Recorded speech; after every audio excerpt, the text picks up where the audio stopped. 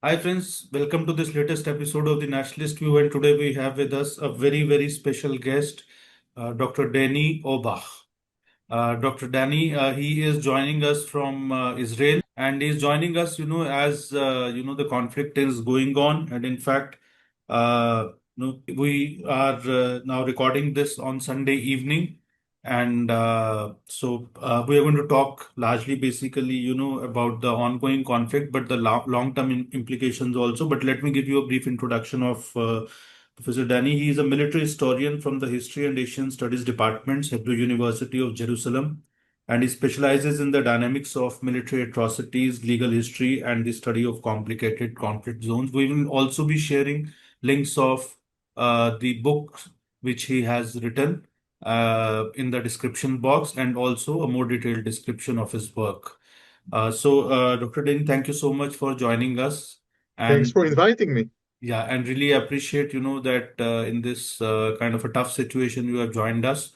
And sir, my first question is that as a military historian who has studied how authoritarian regimes sustain themselves through external threat as well as internal terror, are we watching the Middle East being fundamentally redrawn right now? And if this Iran axis fractures, does that deal a structural blow to political Islam as a global force? Or does it simply mutate into something harder to fight?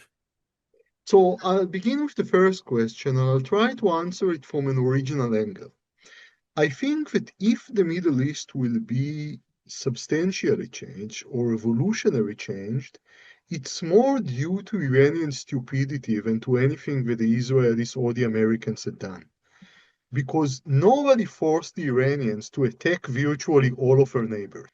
The Gulf states, Azerbaijan, and in doing so, they change a certain dynamics. So in order to explain it, let me dwell on what happened, in my opinion, before and in the war. Israel weakened the Iranian axis a great deal, both in Gaza and in Lebanon and in Iran itself, but it did not destroy it, it degraded it. At the same time, there was a dangerous development that the Gulf states started to change course towards Israel and not to the better. Why? When the Gulf states, Bahrain and the UAE, signed the Abraham Accords, and Saudi Arabia approved and was about to sign its own normalization as well, they saw Israel, which is very different from the current Israel. It was a country that did not have proxies around the region, did not really want to influence events in other countries unless it faced a direct threat, and just mainly wanted to be left alone and to preserve stabilities in the region, and was always happy to exchange technology and to have profitable business collaborations. And that was very good for the Gulf states, or convenient, because these are conservative countries that are actually interested in stability. Their entire model is built on stability. But after October 7th, Israel understood that it cannot let threats grow around it. And it cannot be isolated while Iran is acquiring proxies after proxies, strangling it, surrounding it with a ring of fire. So Israel started to preempt threats, to try to overthrow the Hamas regime in Gaza, to occupy buffer zones, even to work with allies and proxies in the region. And for many Gulf states, especially after the bombing in Qatar, that looked very threatening and destabilizing. So as Iran weakened, Israel grew stronger, and in Gulf eyes, Israel, or at least many people in the Gulf, Israel suddenly became the local bully.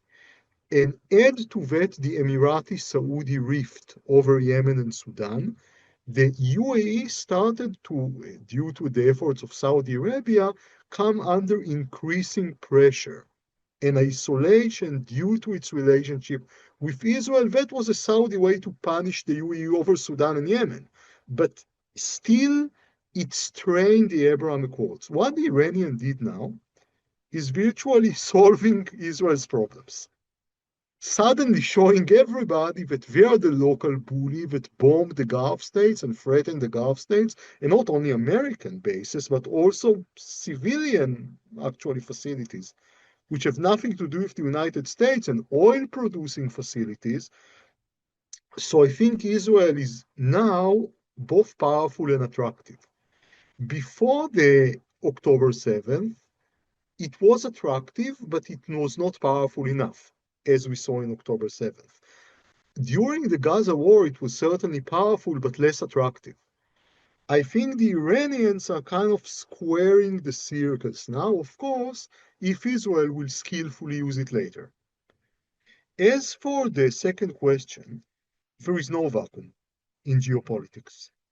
So if Iran will descend into chaos, for example, we expect that Turkey will fill its place with kind of a Sunni axis, which will be threatening to Israel, but in different ways.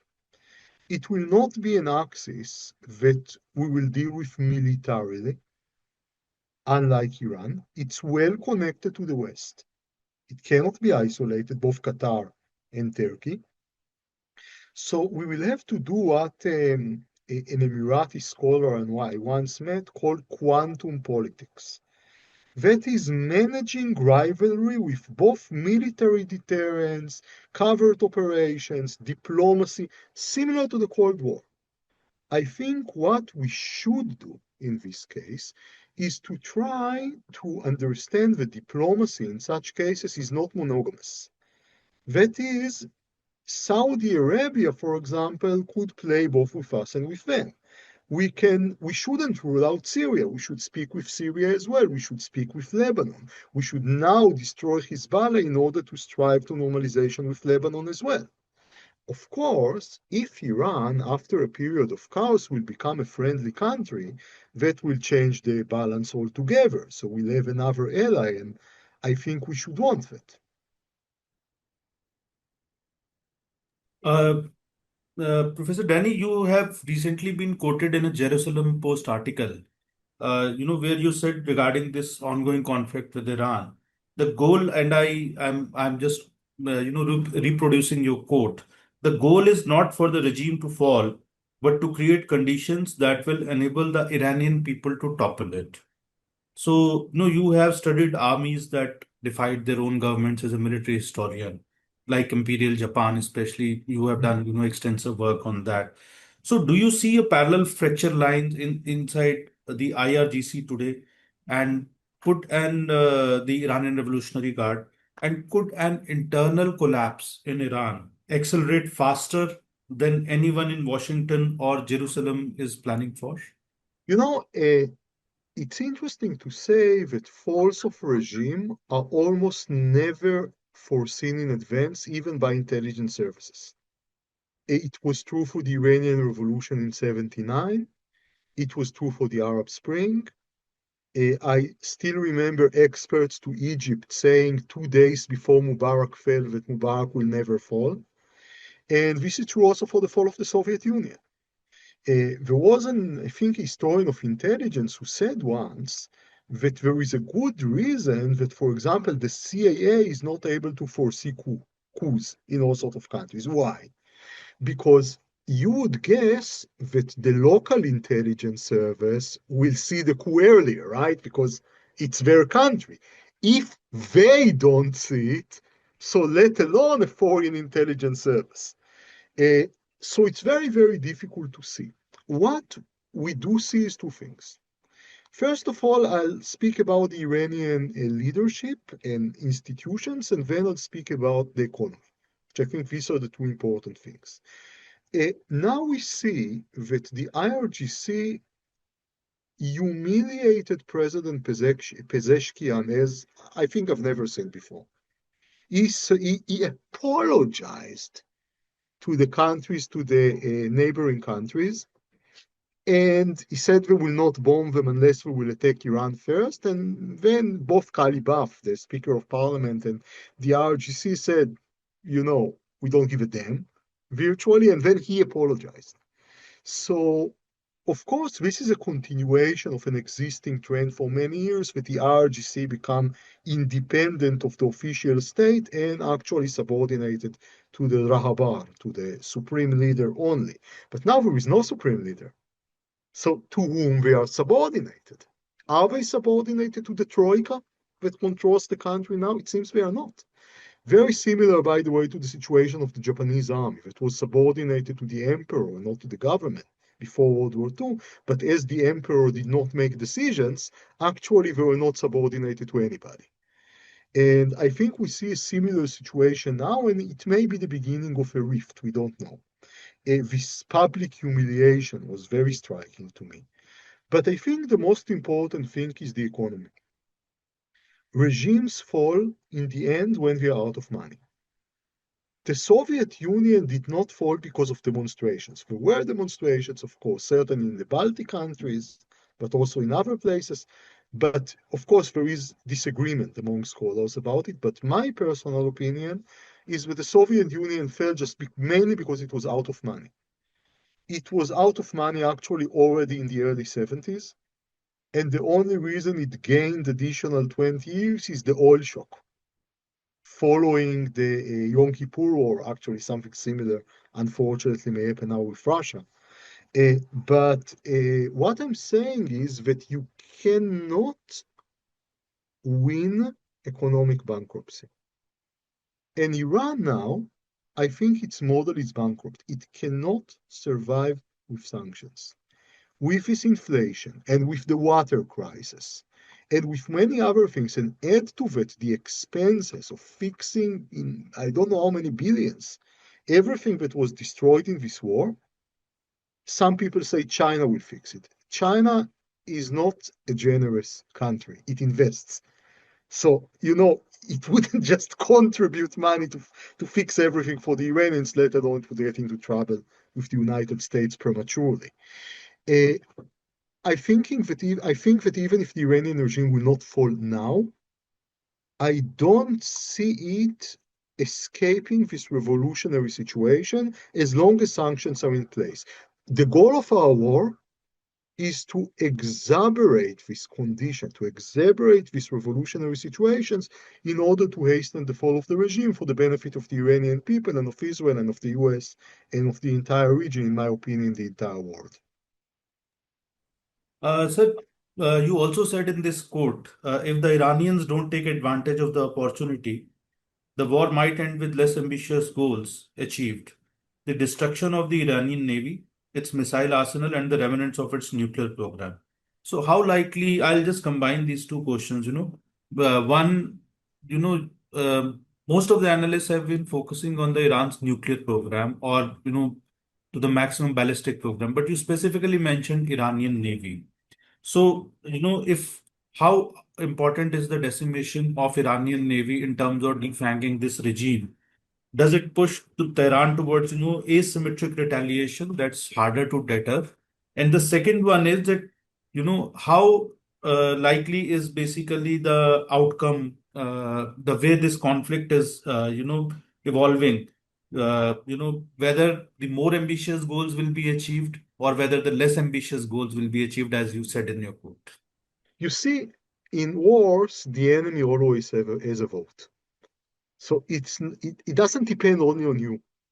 That's, by the way, the problem of many Israeli analysts and many in the Israeli public that think that our mistakes or our successes are the only thing that matters. No, no matter what you do, there is another side. You cannot make an uprising for the Iranian people.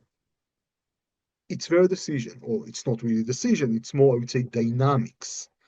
What you can do is to create conditions, no more. Now, what I'll say on the Navy, Navy is a force, is a way of regional force projection, power projection. It's not the only way. Missiles are not a good way for regional force projection because it's mainly retaliatory. You could punish with missiles, but you cannot really enforce your decisions with missiles. Israel is using the Air Force as a regional power projection tool. Uh, Some countries have large ground armies. In the case of Iran, the navy is critical because that's what allows them to block the Straits of Hormuz, which is their kind of day of judgment, day of doom weapon to extort the world. So I think the destruction of the Iranian navy will be also very detrimental to this ability, but it will also be very humiliating. Powers have navies.